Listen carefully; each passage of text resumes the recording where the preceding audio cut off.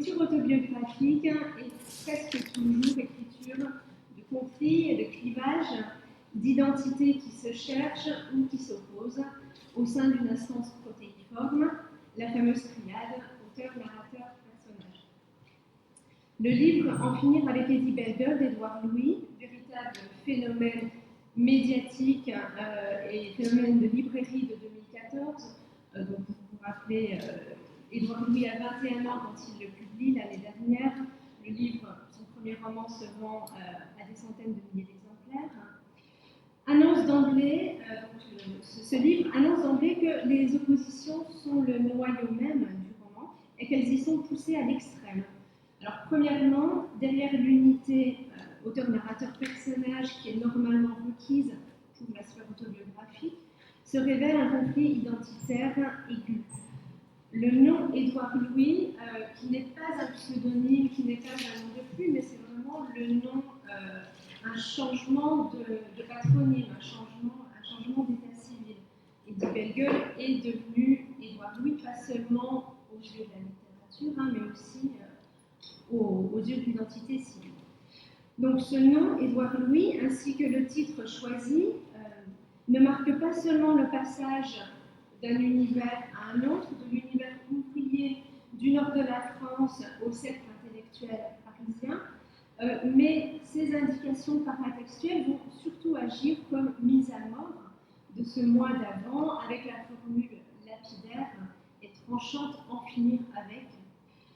Formule qui est finalement tout aussi brutale que les violences et les brimades que Eddie Bellegueule a subies dans l'enfance, des violences subies, observées, physiquement éprouvées et intégrées comme marqueurs de classe.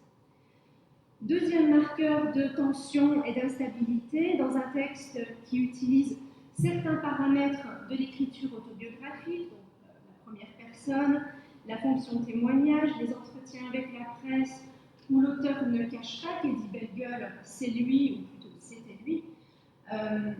Donc, malgré ces paramètres de l'écriture autobiographique, la dissociation auteur-narrateur, la mention roman en couverture, insinue un autre conflit, celui portant sur la question de la fidélité au réel, conflit qui s'est d'ailleurs traduit par des livres polémiques provoqués par la sortie du livre. Alors ces deux aspects, la dualité du je et la transformation de l'expérience vécue, se rejoignent et s'expliquent dans le processus d'écriture du livre et dans ses motivations. Dans ce roman autobiographique, Édouard Louis, formé par la lecture de Bourdieu, et en 2013, avant de publier ce roman, il a dirigé un ouvrage collectif aux presses universitaires de France en hommage à Bourdieu. Donc, dans son roman, il démonte et il démontre certains mécanismes de domination et de mise à l'écart dont il a fait l'expérience, que ce soit dans sa famille, dans le quartier et à l'école, en tant que jeune homosexuel grandissant dans un milieu ouvrier défavorisé du nord de la France. Et sous sa plume, ce milieu se fait tour à tour bourreau et victime. Victime d'un système de reproduction qui ne laisse presque aucune possibilité d'ascension sociale, en tout cas selon Édouard Louis. Victime de mécanismes de violence sociale symbolique incorporés de génération en génération et qui se traduisent en une violence physique, verbale, qui s'exprime contre ceux qui dérogent aux règles établies et en particulier à des codes genrés très précis. Et c'est bien par cette transformation insidieuse de la violence, on passe d'une violence subie à une violence exercée, que se jouent les ambivalences et les dualités dans l'identité de l'auteur-narrateur et dans son affiliation à son milieu d'origine.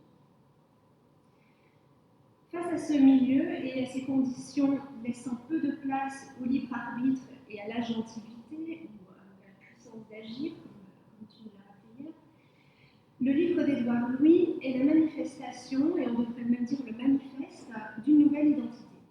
Devenir Édouard Louis, en finir avec Eddie Bellegueule, ce n'est pas seulement accepter sa nature homosexuelle et un corps contre lequel il s'est rebellé pendant des années, mais c'est aussi dérouler la maîtrise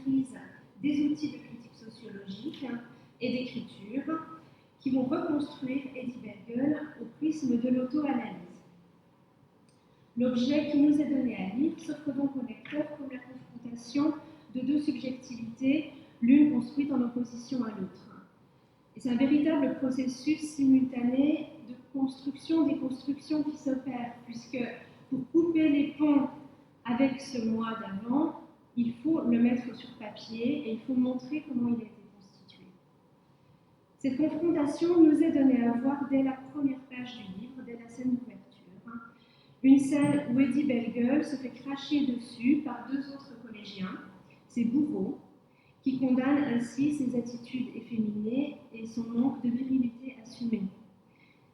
Dès cette scène d'ouverture, c'est une déchirure qui opère. La déchirure de l'identité par la violence, l'individu qui est arraché à la communauté à laquelle il aimerait appartenir, mais aussi un déchirement provoqué par l'écriture. Alors, je vous lis les premières lignes du roman. De mon enfance, je n'ai aucun souvenir heureux. Je ne veux pas dire que jamais, durant ces années, je n'ai éprouvé de sentiment de bonheur ou de joie. Seulement la souffrance est totalitaire. Tout ce qui n'entre pas dans son système, elle le fait disparaître. Dans le couloir sont apparus deux garçons. Le premier, grand, aux cheveux roux, et l'autre petit, au dos voûté. Le grand aux cheveux roux a craché, prends ça dans ta gueule. Le crachat s'est écoulé lentement sur mon visage, jaune et épais, comme ces glaires sonores qui obstruent la gorge des personnes âgées ou des gens malades, à l'odeur forte et nauséabonde. Les rires aigus, stridents des deux garçons. Regarde, il en a plein la gueule, ce fils de pute.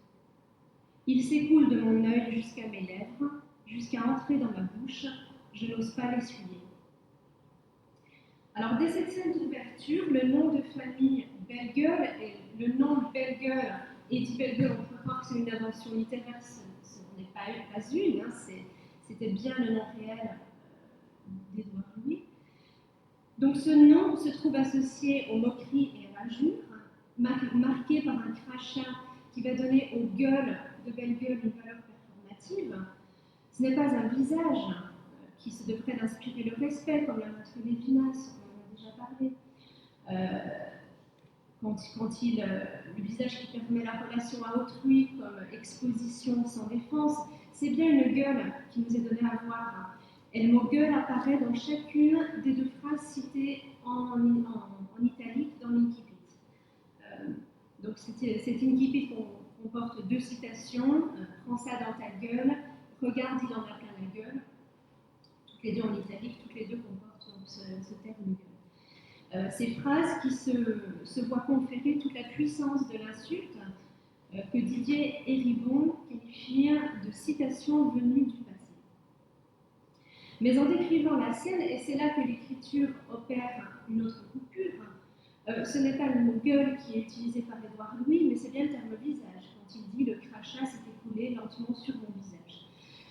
Signe discret d'un déplacement de perspective qui va continuer à opérer dans le reste du livre à travers la superposition des registres de langue et grâce en particulier aux italiques qui sont utilisés pour citer le milieu d'origine.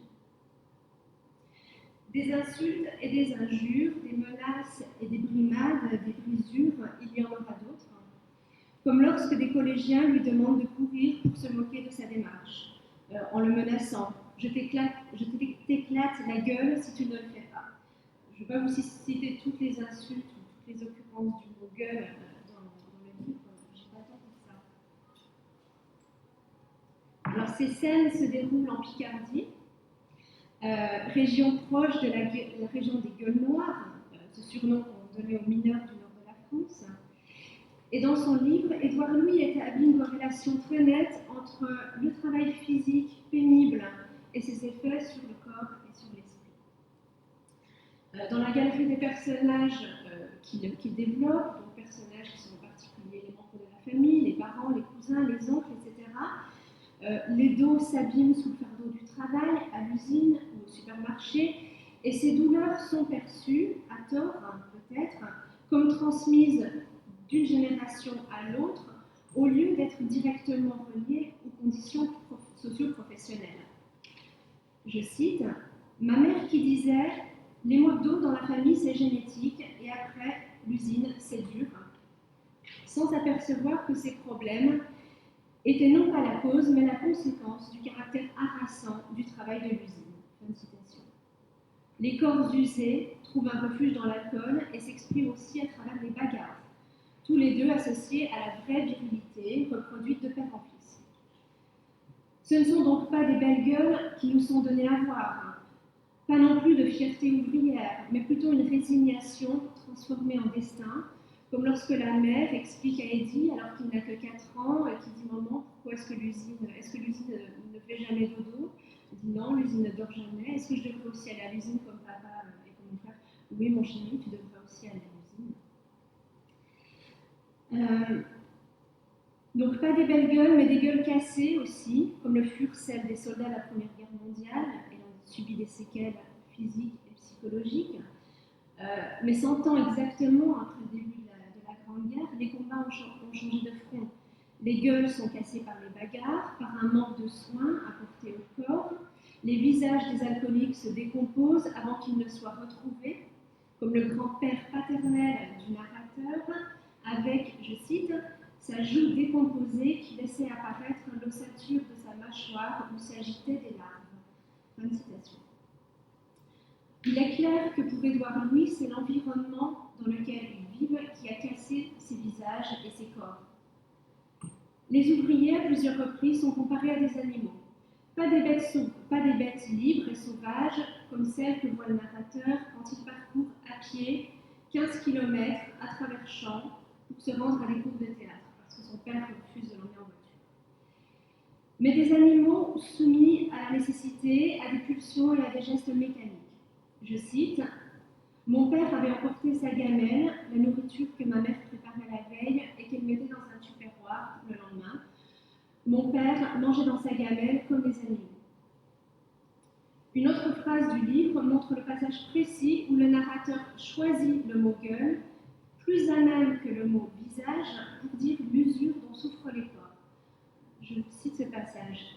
« Nous passions devant l'usine, devant les ouvriers qui fumaient des cigarettes avant de commencer leur journée, ou pendant la pause, quand ils avaient débuté le travail au milieu de la nuit.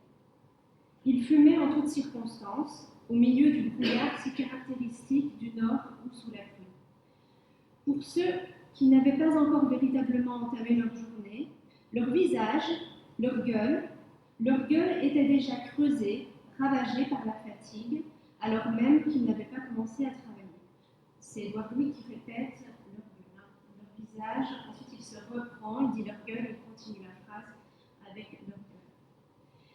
Ces mêmes corps sont soumis à la répétition des gestes de l'usine, métonymie de la répétition sociale.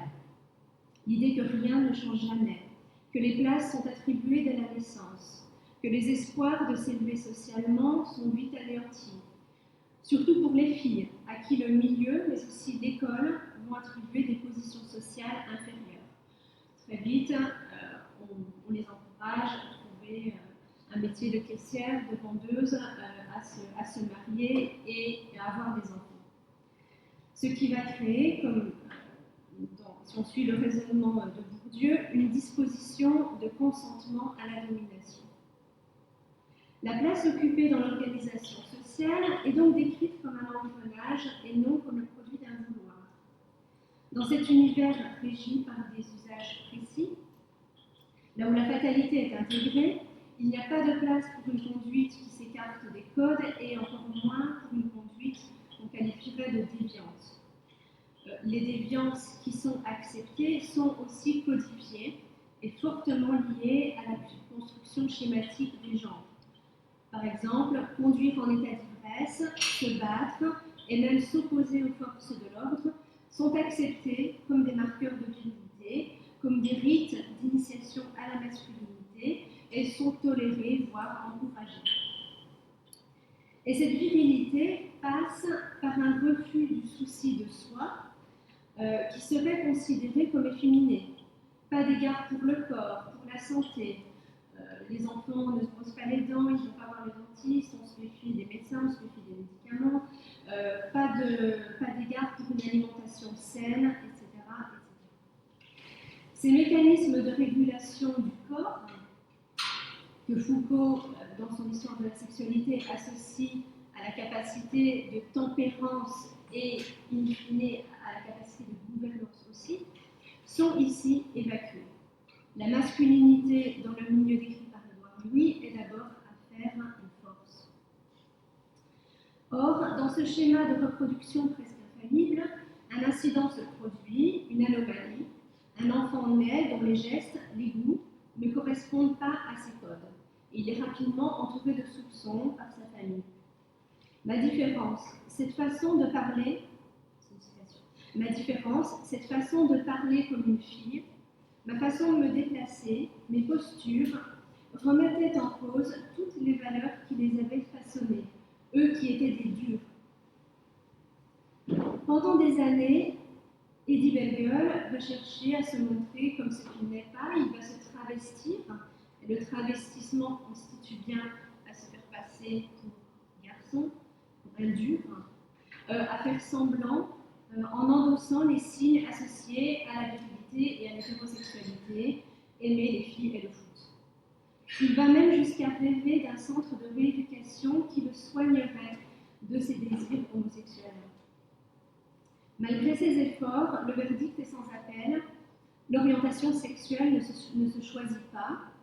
Je cite Bourdieu dans la domination masculine, les genres, loin d'être de simples rôles que l'on pourrait jouer à volonté à la manière des drag queens, étant inscrits dans le corps et dans un univers d'où ils tiennent leur force. Et dans la lignée des travaux de Bourdieu, qui explique donc que les genres sont inscrits non seulement au plus profond, enfin surtout finalement dans des univers bien précis, Édouard Louis établit, alors qu'il réfléchit aux tentatives de déconstruction de son identité sexuelle, il établit un parallèle entre identité sexuelle et identité sociale. C'est en effet à sa classe sociale qu'il attribue directement la marginalisation de son identité sexuelle. Identité décrite à travers la terminologie bourdieusienne encore et vocabulaire de la domination. Je cite, « J'étais dominée, assujettie par ces manières dont je ne choisissais pas, et je ne choisissais pas cette voix aiguë. Je ne choisissais ni ma démarche, les balancements de hanches de droite à gauche quand je me déplaçais, prononcés, trop prononcés, ni les cris stridents qui s'échappaient de mon corps, que je ne poussais pas, mais qui s'échappaient littéralement par ma gorge quand j'étais surpris, ravi ou effrayé. » Dans les dernières pages du livre, il articule ce lien entre le social et le sexuel en observant les usages de l'autre classe sociale, celle dans laquelle il est entré pour réussir à s'assumer et se construire. Et là, on peut s'interroger sur la portée schématique, peut-être même stéréotypée, cette opposition peut-être trop facile entre les deux classes sociales, l'idée que dans une classe, il souffre, dans l'autre, il n'aurait pas souffert. C'est probablement pas aussi simple que ça. Je cite, c'est vers la fin du roman. Ici, les garçons s'embrassent pour se dire bonjour, ils ne se serrent pas la main, ils portent des sacs de cuir, ils ont des façons délicates, tous auraient pu être traités de pédés au collège. Les bourgeois n'ont pas les mêmes usages de leur corps. Ici aussi, le langage illustre le fait que le corps, que ce soit dans son rapport à la violence, à la maladie, à l'alimentation, à l'identité sexuelle, n'est pas neutre, mais qu'il est donc déterminé socialement. Pour signifier les comportements et les désirs non acceptables, c'est encore à des métaphores animales, bestiales, que l'auteur a recours. Ces mêmes métaphores qu'il emploie pour dire les corps ouvriers. Celui qui se sent monstre, créature, les deux termes sont employés dans le roman, celui qui se sent montré, donc, regarde le monde qui l'entoure, il en enregistre des comportements violents, parfaitement acceptables, intégrés, à l'encontre des hommes, mais aussi à l'encontre des animaux. Et finalement, les passages, les manifestations les plus choquantes de violence, je ne devrais peut-être pas dire ça, mais sont perpétuées à l'encontre des animaux et pas envers les hommes dans ce livre. Par exemple, donc, il observe son père, sa famille, tuer des chatons qui viennent de naître, égorger des cochons et boire leur sang. C'est le père qui est décrit de cette manière. C'est le recours à l'animalité qui intervient également pour évoquer ses propres désirs, ses désirs interdits et incontrôlables, avec la question suivante qui les sous-tend: suis-je un monstre? Il se décrit lui-même avec ces images. Par exemple, lorsqu'il explique qu'il sent venir ses bourreaux tous les jours au collège, quand ils viennent le frapper, comme, je cite, les chiens qui peuvent reconnaître les pas de leur maître parmi nous autres. L'animalité intervient aussi pour détruire la première fois que le jeune narrateur s'adonne à des jeux sexuels qui vont devenir quotidiens et addictifs avec ses copains et avec son cousin. Il a tout juste 10 ans quand ça se produit pour la première fois. Donc, scènes qui relèvent non seulement de rapports incestueux, mais aussi de rapports contre nature. Alors, lorsque ce jeu est suggéré, le narrateur perd le contrôle qu'il s'était appliqué à exercer sur son corps, et il se trouve pris dans une logique non seulement de consentement, mais aussi de plaisir. Et c'est suggéré donc, après que les garçons ont regardé un film pornographique et se disent tiens, si on faisait pareil. Mais comme ils sont trop jeunes pour connaître des filles qui seraient prêtes à faire ça, ils font ça entre copains. Je cite: j'exécutais, je n'étais pas capable de refuser, je n'arrivais plus à faire semblant d'être rétif ou dégoûté. Mon corps ne me laissait pas d'autre choix que de faire tout ce qu'il s'apprêtait à me demander. J'ai couru jusqu'à ma chambre pour subtiliser les bagues que ma sœur cachait dans une petite boîte à bijoux violettes. Rien d'autre qu'un jeu d'enfant, comme les jours où Bruno s'amusait à torturer les poules de sa mère. Je me rappelle de pendaisons de poules avec du fil de pêche. Les poules qui poussaient des cris d'horreur indicibles, inimitables, de poules brûlées vives, ou même d'une poule qui, le temps d'une partie de football, avait fait office de ballon. Je me rendais compte, moi, que c'était toute ma personne, tout mon désir, refoulé depuis toujours, qui m'entraînait dans cette situation. Je brûlais d'excitation. Alors, dès le départ de cette première scène, on demande au narrateur de prendre le rôle de la femme, je cite, celui qui se ferait baiser. Alors que ces jeux interdits deviennent habituels, le narrateur sent une force animale s'emparer de lui, qui n'a pas réussi à se contrôler cette fois-ci ou à dire non. Plus loin, il écrit: je ne me lavais plus les mains quand elles étaient imprégnées de l'odeur de leur sexe. Je passais des heures à les renifler comme un animal. Elles avaient l'odeur de ce que j'étais. Ces jeux érotiques vont bientôt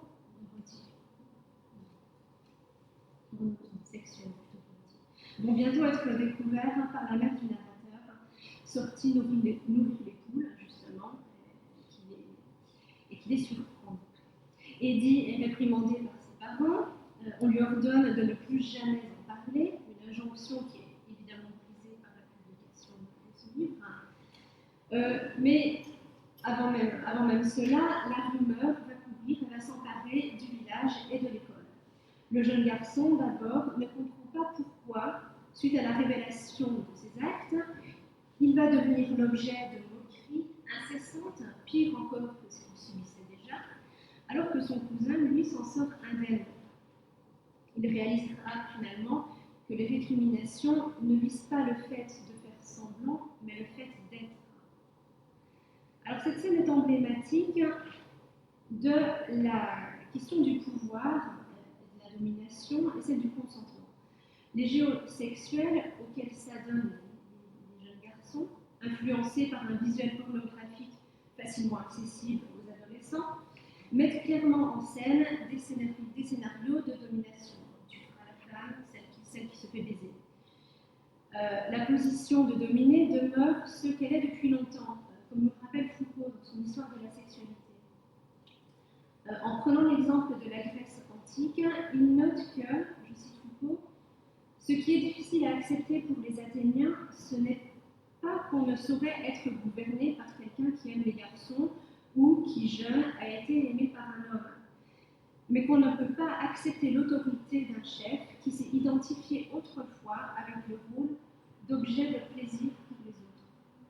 Autrement dit, c'est cette logique de consentement qui nuit à la puissance, au contrôle, à l'autorité, constituées comme des valeurs masculines. Et à un autre moment, le narrateur remarque d'ailleurs que sa docilité à l'école aussi est considérée suspecte par sa famille. Pour le jeune garçon, être objet de plaisir et le respect va à l'encontre de son devenir d'homme. Je cite encore Foucault. Le garçon, puisque sa jeunesse doit l'amener à être un homme, ne peut accepter de se reconnaître comme objet dans cette relation qui est toujours pensée dans le camp de la domination. Il ne peut ni ne doit s'identifier à ce rôle. Et personne, je continue, encore une citation de Foucault, et personne n'est plus sévèrement condamné que les garçons qui montrent, par leur facilité à céder, par la multiplicité de leurs liaisons, ou encore par leur tenue, leur maquillage, leurs ornements ou leurs parfums, qu'ils peuvent trouver du plaisir à jouer ce rôle. Mis dans cette position de soumission, déguisé avec les bijoux de sa sœur, le narrateur réalise dans cette performance des fantasmes de déguisement qu'il avait l'habitude de jouer en secret. Je cite, « J'y dérobais les vêtements de ma sœur que je mettais pour défiler, essayant tout ce qu'il était possible d'essayer. Les jupes courtes, longues, à pois ou à rayures, les t-shirts cintrés, décolletés, usés, troués, les barassières en dentelle ou rembourrées. Ces représentations, dont j'étais l'unique spectateur, me semblaient alors les plus belles qu'il m'ait été donné de voir. J'aurais pleuré de joie tant je me trouvais beau. Mon cœur aurait pu exploser tant son rythme s'accélérait. » Fin de citation. Cette dernière citation nous dévoile une autre facette du projet d'écriture. Celui qui se sent monstre, marginalisé, montré du doigt, va montrer au grand jour par l'écriture toute la violence de cette domination sociale et les conséquences dévastatrices d'une normalisation sexuelle à laquelle ses propres désirs échappent. Par le passage de celui qui est montré à celui qui montre, l'écriture va mettre l'auteur-narrateur dans une position non de soumission ou de consentement, mais de contrôle et peut-être aussi probablement de manipulation, ou en tout cas de reconstruction, de transformation du matériau vécu. Alors, comme j'ai essayé de le montrer dans cette communication, dans En finir avec Eddy Bergel, l'animalité est un point de référence constant pour dire la brutalité, la domination, tout d'abord sur un plan socio-économique, le rapport au corps et au travail, la violence des conditions de vie des classes populaires, qui est une violence qui est souvent tue de nos jours, et on se situe vraiment au niveau des effets de la violence sur les individus.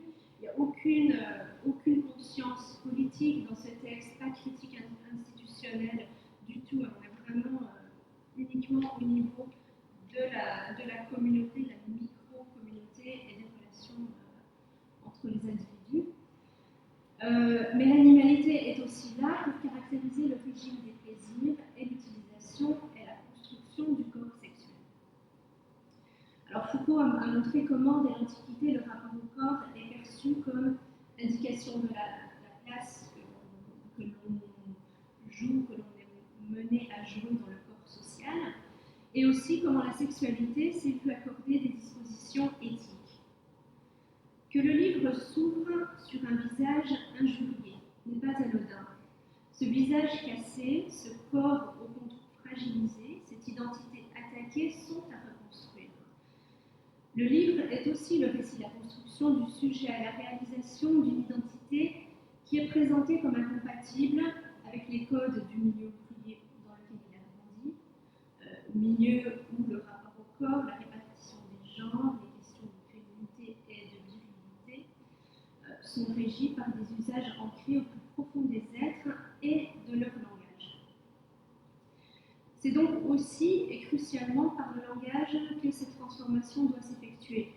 Celui qui n'avait pas sa place dans la communauté dans laquelle il a grandi, celui qui se pensait et pensait les autres par le prisme de l'animalité et par la bestialité, s'est mué par son expérience teintée de violence, par un matériau vécu transformé en outil de dénonciation et de réflexion, en un animal politique.